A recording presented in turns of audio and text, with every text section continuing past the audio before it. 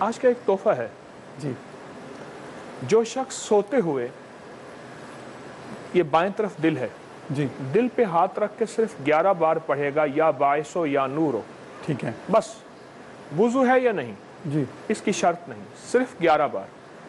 یا باعث ہو یا نور ہو صرف 11 بار پڑھے گا سب سے پہلا فائدہ تو یہ ہے کہ یہ دل کی بیماریوں سے بچا رہے گا ٹھیک ہے ہارٹ اٹیک انجینا اور اگر اس کو دل کی کسی بھی تکلیف ڈائگنوز تشخیص ہوئی ہے جی حیرت انگیز طور پہ اس کو شفا یابی ملے گی ٹھیک ہے دوسرا فائدہ یہ ہے کہ اللہ اس کے دل کو روشن کرے گا قلب کو منور کرے گا بزرگ ہستیوں کی زیارتیں ہوں گی اور آخری وقت میں اس دل کو کلمہ نصیب ہوگا جی اور جو سبحان اللہ ٹینشن میں مبتلا لوگ ہیں ہر وقت دل گھبراتا ہے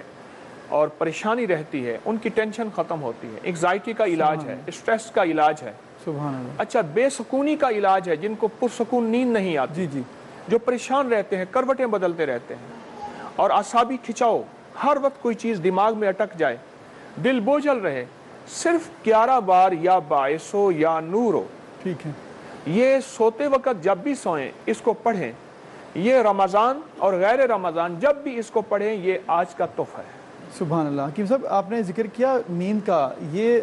ان کے لیے بھی اسی طرح انشاءاللہ تعالیٰ کارآمد رہے گا جو لوگ کہتے ہیں کہ ہمیں نیند آتی ہے لیکن گہری نہیں آتی لگتا ہے کہ جب جاگے ہوئے ہیں اور 6-7 گھنٹے گزر جاتے ہیں یعنی جسم سو رہا ہے دماغ جاگ رہا ہے جی ان کے لیے بھی یہ بہت کمال چیز ہے ٹھیک ہے اور ایک اس کو کچھ عرصہ اگر کیا جائے